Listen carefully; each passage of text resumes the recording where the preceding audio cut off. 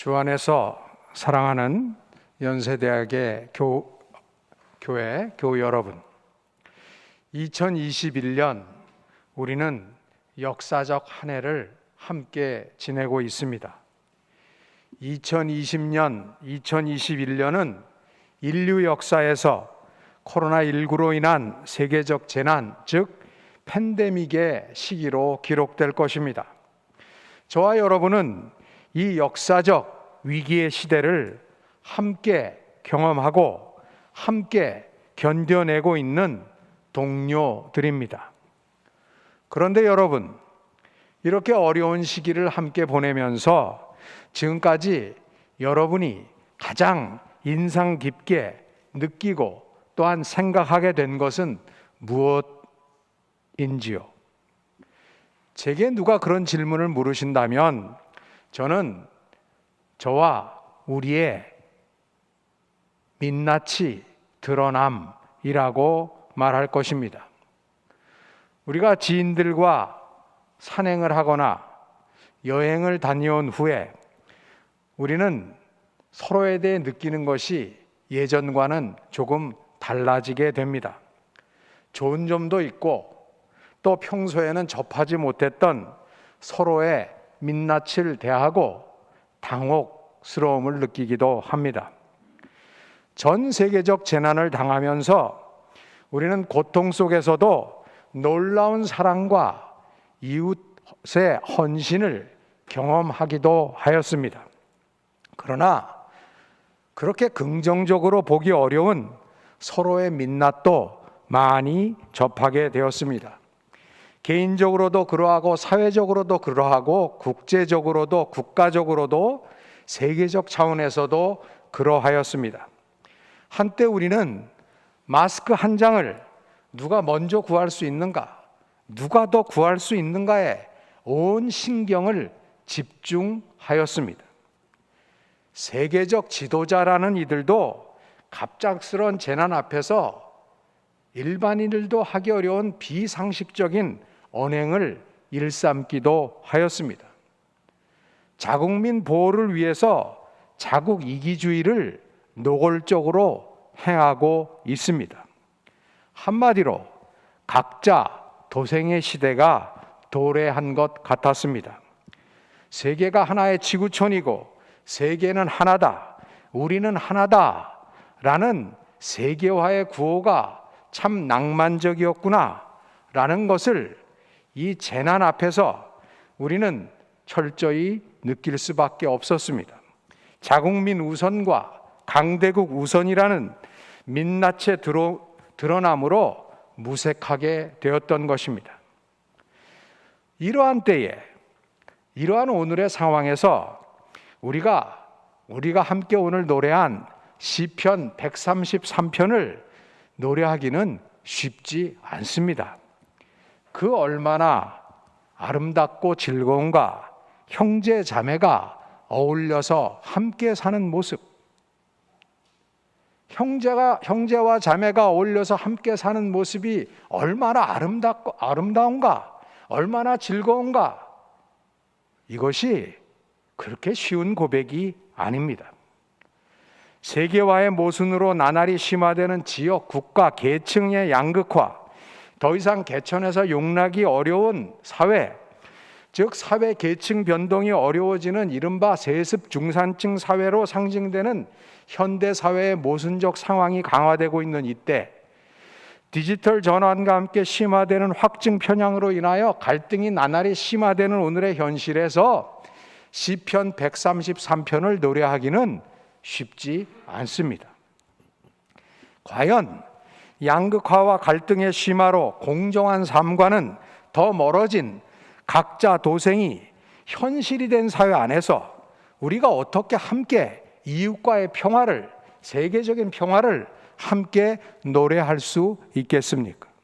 과연 가능합니까? 과연 우리는 평화로운 공동체를 향한 꿈을, 희망을 아직도 가질 수 있습니까? 오늘 주신 하나님의 말씀 중 복음서의 말씀, 즉 마가복음 4장 35절로 41절의 말씀은 적어도 믿음이 있는 신앙인들에게는 희망이 없어 보이는, 맨정신으로 볼 때 도저히 희망이 없어 보이는 오늘의 현실 안에서도 그러한 희망을 품고 그러한 삶을 살 수 있다는 실마리를 제공하여 줍니다.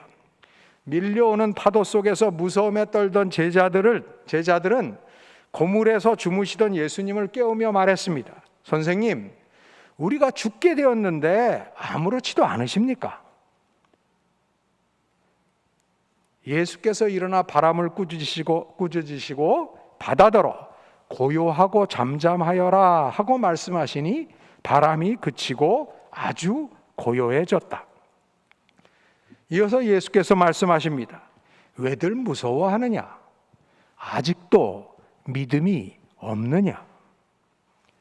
그렇습니다. 문제는 믿음입니다.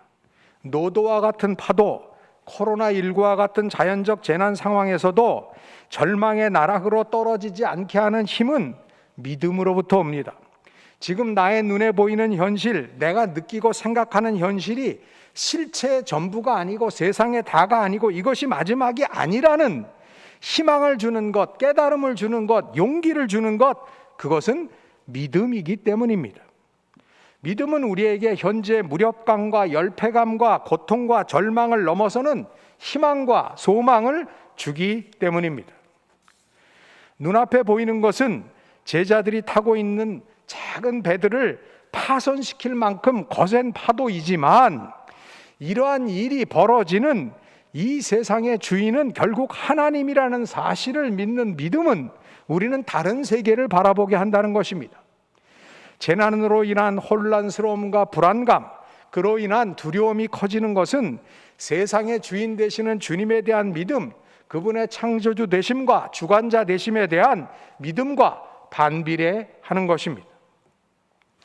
우리 믿음의 대상인 주님은 바람을 그치고 파도를 말씀으로 잠재우실 수 있는 이 세상의 주님이십니다. 그러나 여러분, 여기에서 우리는 그 다음에 더욱더 주목하여야 할 것입니다. 믿음이 없던 제자들을 위해서도 우리 주님은 고요하고 잠잠하여라 하는 말씀으로 바람을 잠잠게 하셨습니다. 이것이 주님의 사랑이자 주님의 은혜입니다. 믿음이 없던 제자들을 위해서도 그들의 생명을 지탱해 주시고 건져 주셨던 것입니다. 그런데 더욱 주목되는 것은 바람이 그치고 고요해진 후에, 즉 자연으로 인한 위기가 지난 후에 제자들은 파도가 칠 때보다 그 이전보다 더 큰 두려움에 사로잡히게 되었다는 것입니다. 말씀은 파도 때문에 무서워했지만 파도가 그친 후에 더 큰 두려움에 사로잡히게 되었다는 것입니다. 이분이 누구이기에 바람과 바다까지도 그에게 복종하는가? 마가복음 4장의 말씀은 현상적인 위기의 극복으로 모든 문제가 해결되는 것이 아님을 새롭게 깨닫게 하여 줍니다. 오히려 눈에 보이는 문제가 해결된 다음에 더욱더 큰 문제가 올 수 있다는 것입니다. 코로나19로 인한 재난 중에 예배를 드리고 우리가 문제 해결을 위하여 힘쓰는 건 매우 중요하지만 진짜 중요한 문제는 코로나19가 종식되고 그 이후부터, 아니 지금부터 펼쳐질 뉴노멀의 시대가 본격화됨과 함께 우리의 영적인 문제, 믿음의 문제는 더욱더 심각해질 것이라는 것입니다. 진정한 믿음, 그것은 믿음의 대상인 삼위일체 하나님에 대한 인격적 신뢰와 충성과 바른 이해를 요청합니다. 유한한 인간, 죄로 인하여 그 유한성의 뒤틀림까지 더해진 인간이 하나님을 온전히 이해하고 신뢰하며 충성을 다하는 것, 즉 온전한 믿음을 갖고 사는 것 매우 어렵습니다. 그래서 중요한 것은 은혜입니다. 오직 믿음과 함께 오직 은혜가 강조되는 이유가 바로 여기에 있습니다. 또한 그 은혜가 예수 그리스도를 통해서 우리에게 보여지고 전해지기에 오직 예수 그리스도인 것입니다. 오직 믿음, 오직 은혜, 오직 예수 그리스도. 그것이 오직 말씀으로 전해지기 때문에 우리는 예수 그리스도와 말씀을 붙잡을 수밖에 없습니다. 오늘 주신 서신서의 복음 고린도후서 6장의 말씀은 바로 이러한 믿음, 이러한 은혜를 통해서 우리에게 주신 진리를 우리에게 좀 더 명확하게 전달해 줍니다. 무엇보다 세계적 재난을 지나고 있는 오늘이 본문 말씀을 통해서 보면 이 위기의 때가 바로 은혜의 때이고 구원의 날이라는 것입니다. 파도치는 바다에서 제자들을 구원해 주셨듯이 죄로 편만한 세상에서 우리를 구원해 주신 주님의 은혜를 기억하라는 것입니다. 지금까지 이 정도로 우리가 버티고 살아가는 것, 주님의 은혜임을 기억하라는 것입니다. 우리가 이만큼 견디며 살고 있는 것, 이만큼 위기를 극복하며 살아가는 것, 주님의 은혜라는 것입니다. 눈에 보이는 세계 이상의 세계를, 지금 이상의 세계를 바라보며 소망할 수 있도록 하여 주는 것, 이것이 바로 믿음의 역사입니다.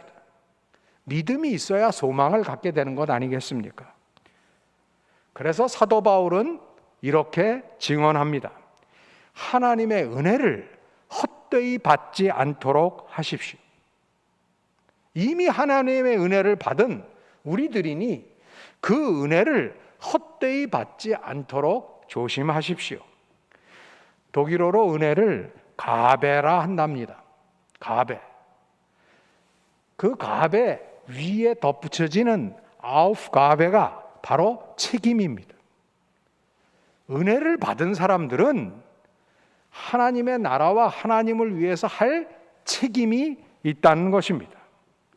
이제 은혜를 받아 비로소 우리의 믿음이 커지기 시작했고, 이렇게 믿음을 가진 사람들의 삶은 태도가 변하게 되고 자세가 변하게 되고 이제 다른 정체성을 가지게 되는 것입니다. 그래서 본문 1절은 이렇게 얘기합니다. 우리는 하나님과 함께 일하는 사람들이다. 그래서 무슨 일에서나 하나님의 일꾼답게 처신합시다. 사실 당시 사도 바울과 고린도 교회 교인들 중 믿음으로 살려고 하는 사람들의 삶의 자리는 오늘 우리보다 더 좋은 환경에 놓여 있지 않았습니다. 환난과 궁핍과 공경과 매맞음과 옥외갇힘과 난동과 수고와 잠을 자지 못함과 굶주림을 겪고 있었습니다. 그런데 그런 상황에서도, 그런 재난 상황에서도 그들은 하나님의 일꾼답게 처신하였습니다. 순결과 지식과 인내와 친절과 성령의 감화와 거짓 없는 사랑과 진리의 말씀과 하나님의 능력으로 일을 하였다는 것입니다. 객관적 상황은 열악하였지만 그럼에도 불구하고 하나님의 일꾼답게 처신한 사도들은 환경과 상황에 굴복하지 아니하였습니다. 그리고 그들은 이야기합니다. 그리고 그들은 고백합니다. 마음을 넓혀 놓았습니다. 형제 자매들에게 권합니다. 당신들의 마음도 넓히십시오. 주 안에서 사랑하는 여러분, 각자 도생의 시대가 형제 자매가 어울려서 사는 모습, 그것이 아름답고 즐겁게 만들지, 또 그것이 가능하다고 생각하지 못하는 그러한 우리의 희망을 뺏어가는 그러한 오늘의 현실입니다. 그래서 요사이는 언택트 삶을 가능하게 하는 디지털 기술과 도구들에 힘입어 각자들의 삶을 즐기고 또한 비슷한 사람들끼리만 만남을 추구하는 이른바 문화적이고 경제적이고 정치적인 차원에서의 부족주의가 사회 문화의 대세를 이루고 있습니다. 사실 언택트 상황이라고 해도 사람들이 안 만나는 게 아닙니다. 교회 올 때는 이렇게 굉장히 조심을 하지만 예식장 가보니까 굉장히 많으시더라고요. 그리고 진짜 만나고 싶은 사람들은 다 만납니다. 별로 안 만나고 싶은 분들은 코로나를 핑계로 안 만나고, 그래도 생존을 위해서 서로의 필요를 위해서 만나야 될 사람들은 줌으로 만나고, 진짜 보고 싶은 사람들은 만나고 있습니다. 과연 이러한 시대 양상이 하나님 바라시는 하나님 나라에 부합하는 것이겠습니까? 하나님 나라는 빈부, 귀천, 연합, 노유, 사자와 같은 강자와 양과 같은 약자가 함께 어우러져 사는 나라가 아닙니까? 복음은 바로 그것이 우리가 하나님의 일꾼으로서 바라고 추구하고 실천하고 함께 이루어가야 할 나라라고 증거하지 않습니까?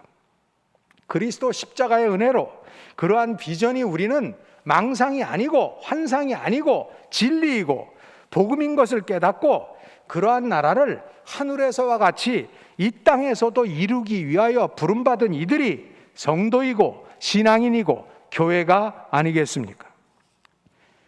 과연 오늘 우리가 모인 교회는 또 다른 종교적 부족주의를 넘어서고 있습니까? 마음을 넓게 하여 세상을 품고 이웃을 섬기는 곳입니까? 이러한 부족주의를 넘어서는 것은 그런데 그렇게 쉽지 않습니다.